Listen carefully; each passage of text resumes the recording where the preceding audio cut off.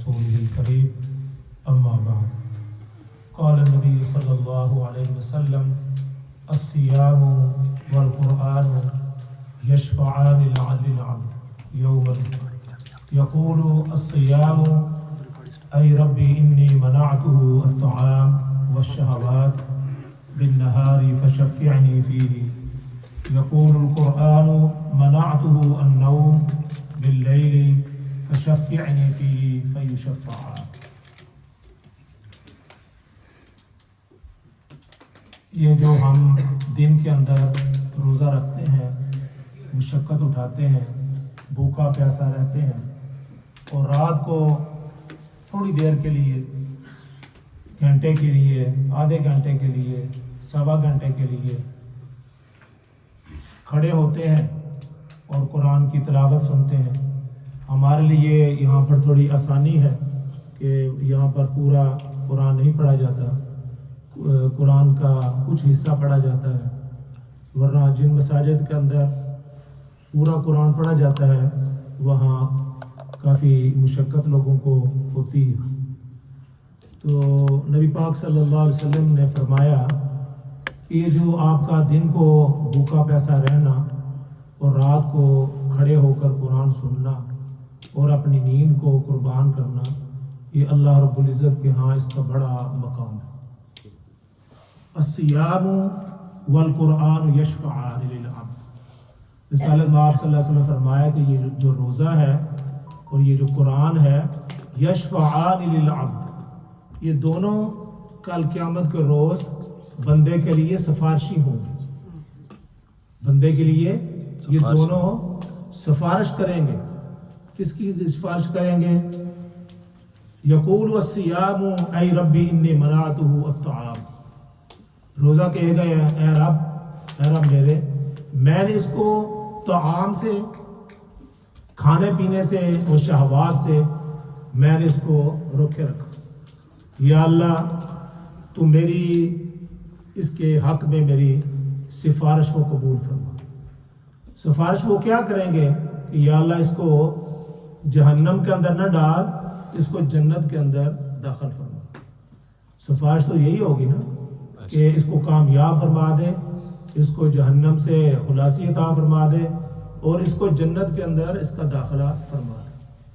اور اسی طرح فرمایا کہ فشفعنی، اللہ رب العزت اس کی سفارش کو قبول فرمائیں، اللہ تعالیٰ اس کی سفارش کو قبول فرمائیں گے اور بندے کے لیے جنت کا حکم فرما دیں گے۔ یقول القرآن، قرآن بھی سفارش کرے گا۔ دیکھو اللہ رب العزت قرآن کو وہاں زبان عطا فرمائیں گے، کوئی جسم عطا فرمائیں گے، وہ کس قسم کا جسم ہوگا ہمیں معلوم نہیں۔ یہ جتنے بھی اعمال ہیں نا، ان کو کل اللہ رب العزت جسموں کے اندر ان کو تبدیل فرمائیں گے، ان کو جسم عطا فرمائیں گے، ان کو زبان عطا فرمائیں گے۔ قیامت کے روز انسان کے اعضاء بولیں گے، انسان کی زبان نہیں بولیں گے۔ الیوم نختم علی افواہہم، اللہ رب العزت سورہ یاسین کے اندر فرماتے ہیں کہ اس دن ہم لوگوں کی زبانوں پر یہ تالا لگا دیں، نختم علی افواہہم، تو اس دن کون بولے گا؟ وتکلمنا ایدیہم، اس کے ہاتھ اس دن بولیں گے، حالانکہ دنیا کے اندر ہاتھ تو بولتے نہیں۔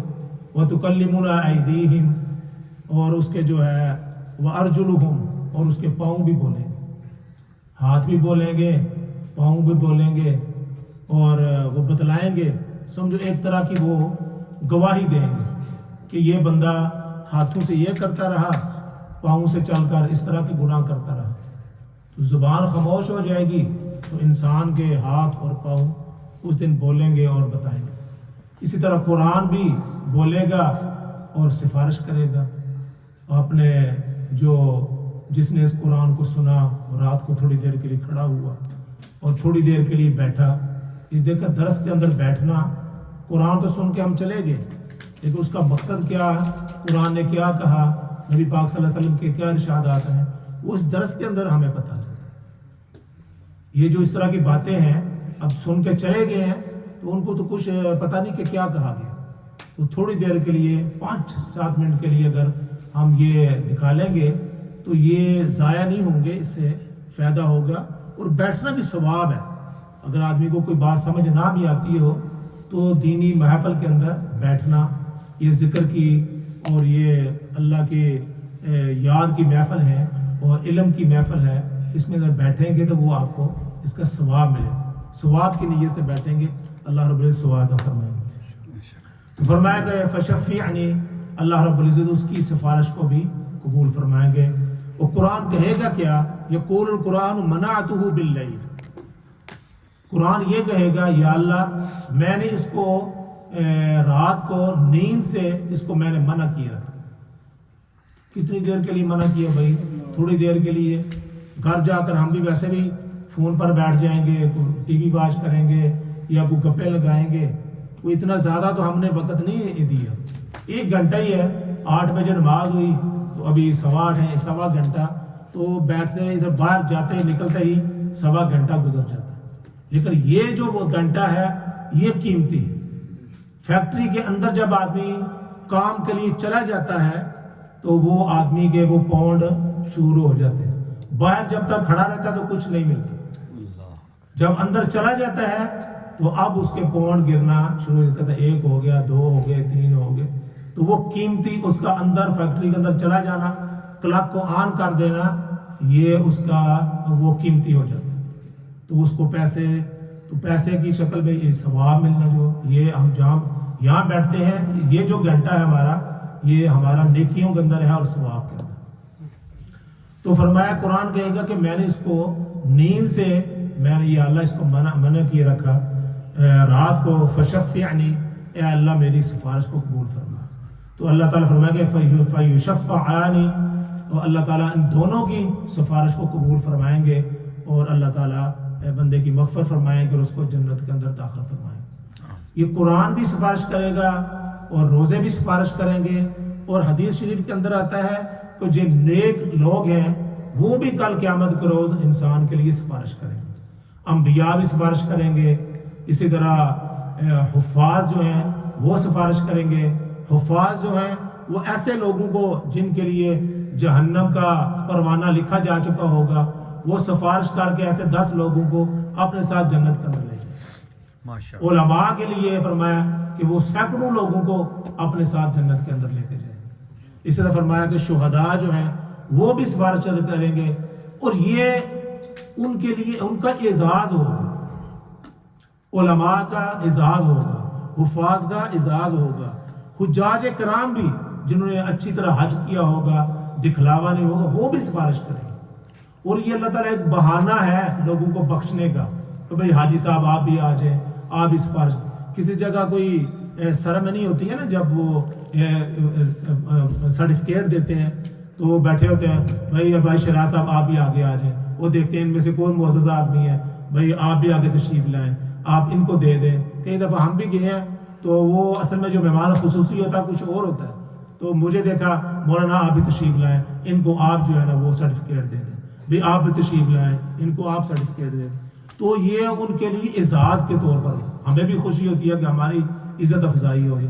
تو اللہ رب العزت بھی علماء کی بھی، شہداء کی بھی، انبیاء کی اور حجاج کی اور جو حفاظ ہیں ان کا اعزاز فرمائیں گے کہ بھئی آئیں ان کے لیے سفارش کریں، تو میں ان کی سفارش کو قبول کر کے ان کو جنت کے اندر داخل کرتا ہوں۔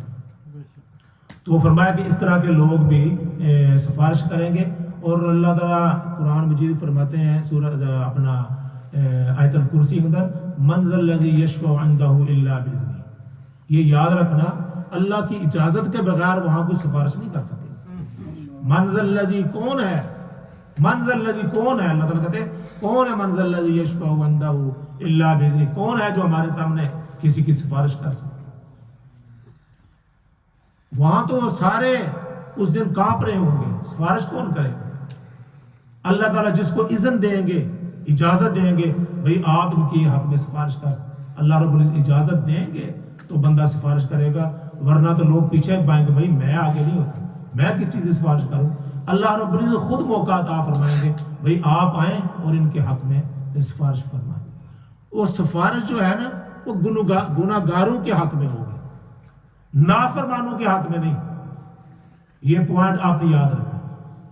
گناہ گاروں کے حق میں ہوگی, نافرمانوں کے حق میں نہیں ہوگی.